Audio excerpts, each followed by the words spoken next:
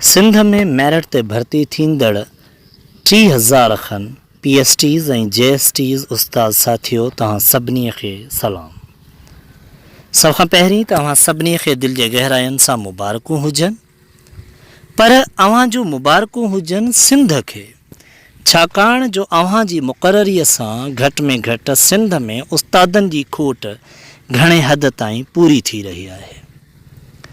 मुंहिंजा उस्ताद साथियो, अॼोके हिन पैगाम में आऊं अव्हां सां सिर्फ़ु 3 ॻाल्हियूं कंदुसि ऐं मूंखे यकीन आहे त न रुॻो अव्हां पर सिंध जो हर उहो उस्ताद जेको मेरिट ते भर्ती थियो आहे, हर उहो उस्ताद जेको बाशऊर आहे, उहो जेकॾहिं उन्हनि 3 ॻाल्हियुनि खे हीअं सां हंडाईंदो ऐं अमल में आणींदो त न रुॻो सिंध खे हिकिड़ो बहितर आईंदो ॾेई सघंदो, पंहिंजी ज़िम्मेवारी सुठे नमूने सां निभाए सघंदो, पर सिंध में उन उस्ताद जी कमीअ खे पूरो करे सघंदो जंहिंजी हिन वक़्तु सिंध खे तमामु घणी ज़रूरत आहे।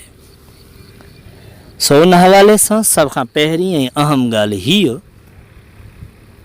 त जंहिं मेरिट वसीले अव्हां स्कूलनि में वञी रहिया आहियो, उहा ई मेरिट अव्हां पंहिंजे शागिर्दनि ताईं मुंतक़िल कजो।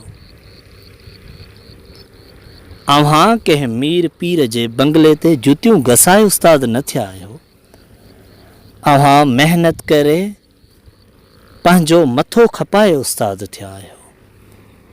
सो अव्हां बि पंहिंजे शागिर्दनि जो क़िबलो दुरुस्त कजो, उन्हनि खे ॿुधाइजो त उहे बि पंहिंजी महिनत ते भाड़ीनि, पंहिंजे बहितर मुस्तक़बिल जे लाइ कंहिं रईस, कंहिं भोतार जा पेर न पकड़ीनि।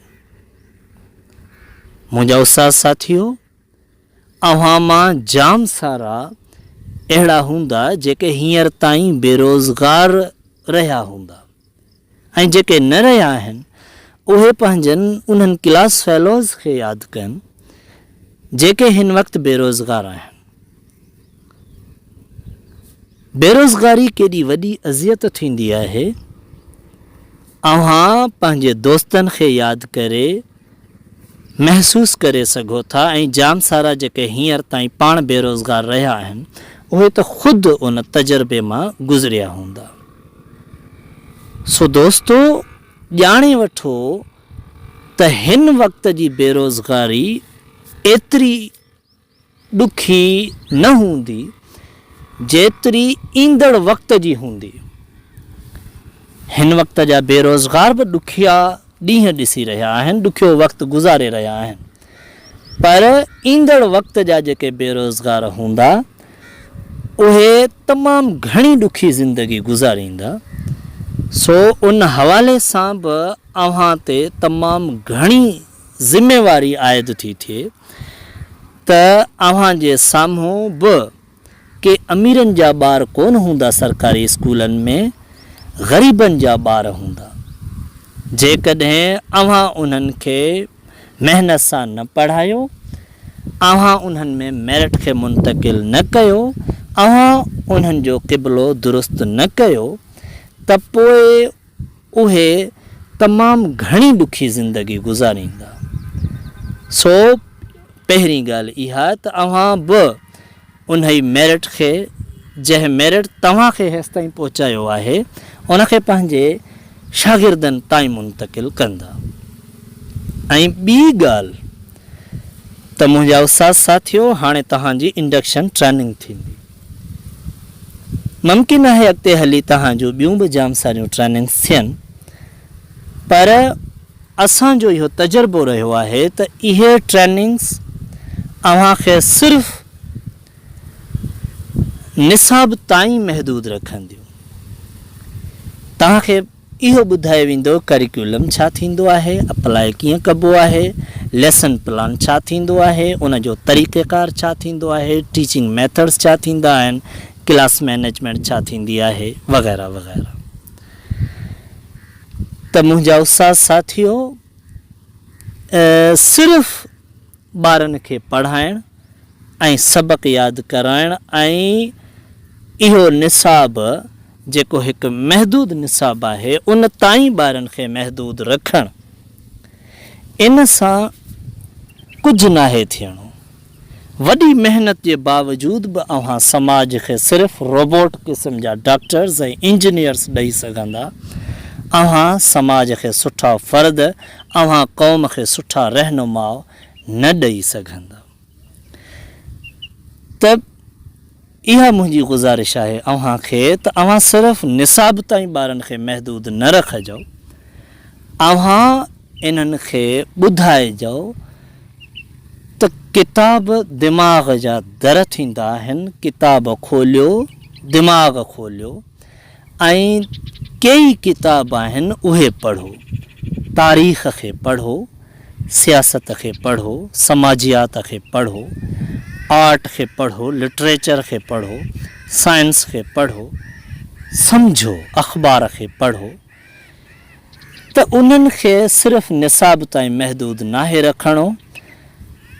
आउं चाहियां थो त अव्हां जे शागिर्दनि खां जेकॾहिं कोई पुछे त अव्हां वॾा थी छा थींदव, त उहे इहो न वरजाइनि त असां डॉक्टर थींदासीं या इंजीनियर थींदासीं या फ़ौज में वेंदासीं या पुलिस में वेंदासीं।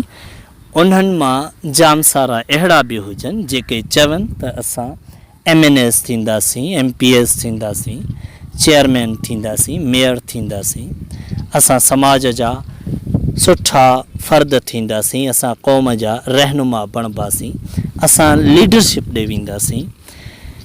उन्हनि खे उन्हनि जे अखियुनि जी साइज़ खां वॾा ख़्वाब ॾेखारिजो। ऐं टी ऐं आख़िरी ॻाल्हि हीअ त अव्हां मां घणा त अहिड़ा हूंदा जेके बेरोज़गार हूंदा, घणा अहिड़ा बि हूंदा जिन वटि यूनिवर्सिटीज़ जूं डिग्रियूं हूंदियूं, जिन जा ख़्वाब इंजीनियर्स थियणु, डॉक्टर्स थियणु या घटि में घटि मास्तर थियणु न हूंदा। पर आउं सिर्फ़ु अव्हां खे इहो ॿुधाइणु थो चाहियां त बराए महिरबानी इहा सोच ज़हन में रखी करे मायूस न थिजो त अव्हां खे जेको स्केल मिलियो आहे सो अव्हां जी डिग्री खां या अव्हां जी अहलियत खां घटि आहे। उन हवाले सां आउं इहो थो चवां त अव्हां महिनत कंदा रहो, जुस्तजू कंदा रहो अॻिते खां अॻिते वधण जी।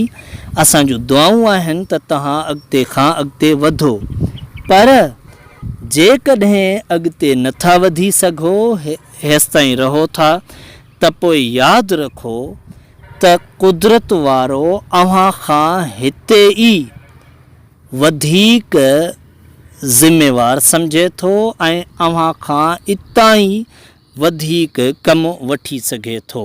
ऐं इहो त अव्हां बि ॼाणो था त जेकॾहिं अव्हां डॉक्टर या इंजीनियर हुजो ऐं ॿिए पासे तव्हां उस्ताद हुजो, त यादि रखो क़ौम जो रिमोट कंट्रोल कंहिं डॉक्टर या इंजीनियर जे हथ में न, पर हिकिड़े उस्ताद जे हथ में ज़रूरु हूंदो आहे।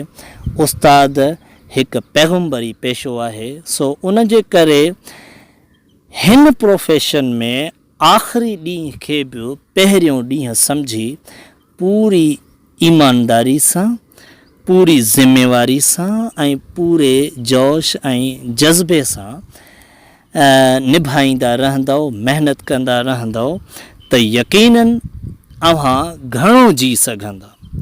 उस्ताद देर सां पोढ़ा थींदा आहिनि, उस्ताद कॾहिं रिटायर न थींदा आहिनि। ऐं उस्तादनि लाइ आउं हमेशह अहमद नदीम क़ासमीअ जो हिकु शेर थोरो तब्दील करे चवंदो आहियां। कौन कहता है कि मौत आई तो मर जाऊंगा, मैं तो उस्ताद हूँ नस्लों में उतर जाऊंगा। त मुंहिंजा उस्ताद साथियो, हिननि टिनि ॻाल्हियुनि खे पंहिंजे हीअं सां हंडाईंदव, क़ौम जो मुस्तक़बिल अव्हां जे हथनि में आहे। अव्हां जी महिरबानी।